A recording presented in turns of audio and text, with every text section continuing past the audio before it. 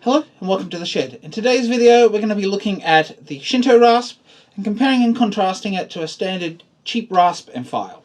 Hope you enjoy. So the Shinto Rasp is what looks like bent hacksaws held in these diamond patterns here. They have saw teeth on the surface and they are double-sided and only come flat like this one here. We have a medium and coarse side on one of them, and this particular one is a medium and fine. So the fine is 34 teeth per inch, the medium is 24 teeth per inch, and the coarse is 10 teeth per inch. And this one here came in at $55 here in Australia. I'm not sure if there are narrower ones available. I believe there are, but I couldn't find them here in Australia. So this is the standard set of 1 inch wide Shinto Rasp. If we have a look, you can see just here the saw teeth on the top here, and then on that finer side the smaller teeth here. So what I want to do is jump down to the piece of wood here and we'll compare the surfaces, and then I'll go through some of the things that I prefer with these versus the Shinto Rasp. So we're going to start with the medium side of this Shinto Rasp. You can see it does remove material fairly fast.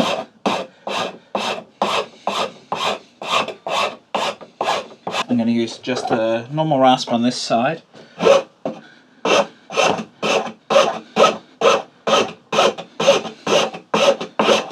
Now, this is removing material maybe ever so slightly slower than the Shinto Rasp. If we look at the Shinto Rasp side, it's not 100% smooth, and there's little ridging lines that you can see on the surface here, so it's not smooth. And this is how the rasp looks with its normal sort of deeper scratch pattern. So now I'm going to put the single cut file over the rasp side.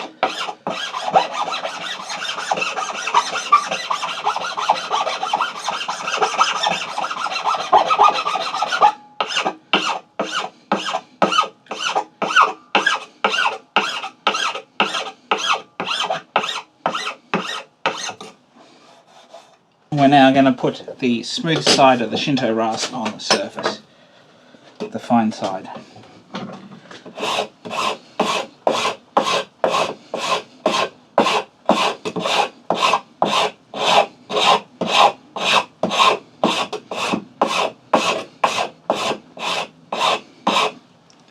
So we'll look at the rasp side first. You can see that this is smooth to the touch.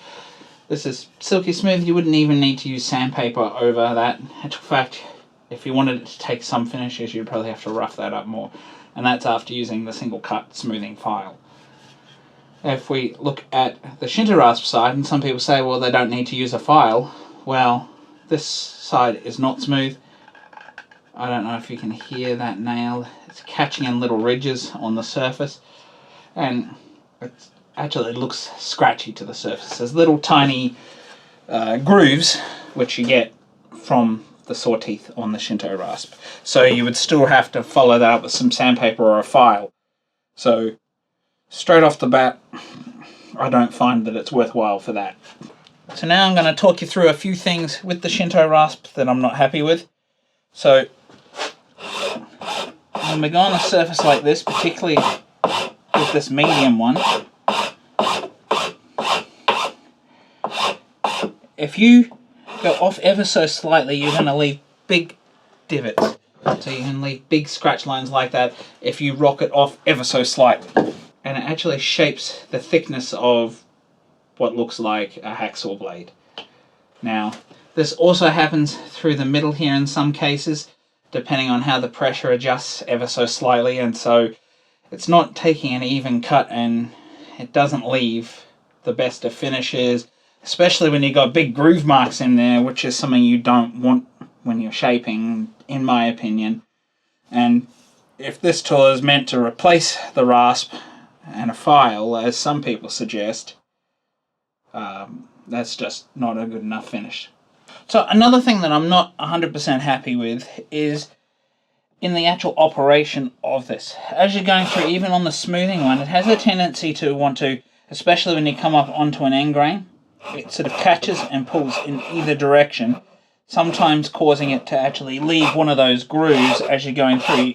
It takes quite a bit of concentration and effort to make sure that you're actually using it in a way that's going to prevent that.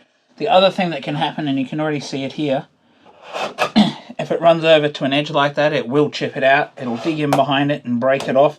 And that's just due to the nature of the actual tool itself, and because it's got holes in the surface, it can catch those when you get out to the edge and just tear them off. Now, one thing that is very interesting, because all across the internet people say that these do not clog. Well, you can clearly see here right now that that is clogged. Very, very clogged.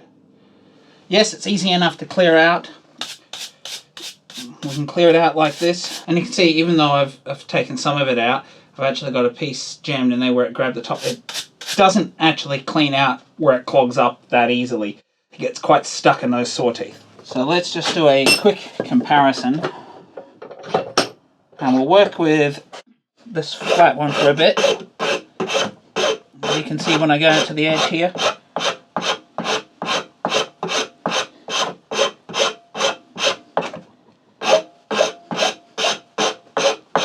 work out to the side, there's no tearing it off, so it can't chip that end grain out.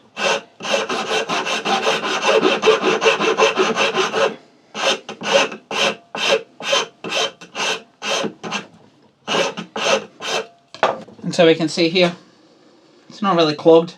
This could keep going. I didn't notice any adjustment, but as soon as this one, especially on that fine side, well, yeah, I mean, you can see it on both sides. It's still stuck in there even after I've cleaned it out. It gets stuck in those teeth. It's hard to get out of those teeth. And to be honest, I'm very shocked about this, because one selling point that I see lots of people mention when they've done reviews on them, and they say that it doesn't clog. And it clearly clogs quite badly. And one last thing that I should mention here is that the Shinto Rasp only comes in this flat configuration. It doesn't come in the flat and half round sort of cabinet maker design that you get with a normal rasp, or a rasp like this one here that I've got. And I always recommend that you buy them in this configuration with this pointy nose. It's more useful if it does come down to a taper. You can buy the flat ones that are square and a file on one side and a rasp on the other, and they're no more expensive than just buying a single flat file like this. So if you just went with the square style, you could actually do both operations much cheaper than you could if you just bought these two alone, and certainly much cheaper than the Shinto Rasp.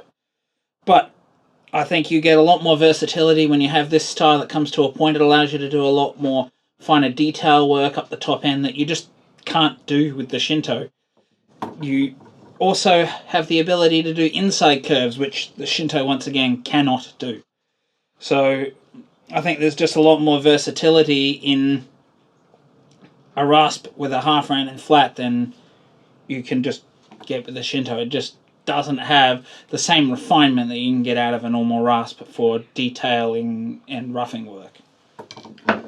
Now, one last thing I do need to mention with these rasps is that there are a whole bunch of different types.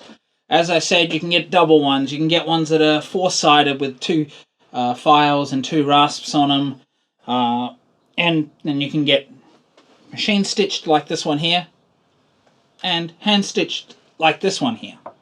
Now, I don't think that there is too much difference in the performance between a hand-stitched and a machine-stitched rasp, especially because I'm following up with a file, which I also recommend that you get a file that is flat and half round as well, because then you can actually follow those arcs that the rasp can do with a file. So rasps are really roughing tools, and the roughest of the lot is this one. And to be honest, I think the Shinto Rasp creates more issues and more work for you than you would if you were just using a cheap rasp, and it's more expensive, at least here in Australia. So there you have it, folks. That's a comparison of the Shinto versus just the cheap rasp and file that I've been using for years and have not failed me. And to be honest, I purchased the Shinto because people like Paul Sellers had said that it was a great tool and that it provides a good finish similar to even an expensive hand-stitched cabinet rasp, and that just doesn't seem to be the case. I can't see any place where this is actually better than a rasp and a file, and certainly not better than an expensive hand-stitched rasp, which is like 4 or 5 times the price of this Shinto rasp here in Australia. I can't see any situation where this actually works better. Just purely for the fact that it leaves grooves on the surface of my timber. If you catch it a little bit or it twists ever so slightly is enough for me not to use it, and that's why you don't see me use it in any of my videos. So if you like this video, please do like and subscribe down below. While you're down there, do sound off in the comments. What's your verdict on the Shinto rasp? How do you go about preventing grooving to the surface, which this seems to provide every single time it touches the timber? I'm eager to find out how you might prevent that, and if you do like this, what tools do you follow up this with? Because this is already a 2-step process of medium and fine, so do you use a 3rd step after that to finally finish the timber? Do let me know. I'm eager to find out. And if you'd like to see another great video such as the one you've seen here today, do check out the video here that YouTube thinks is best for you. Bye for now.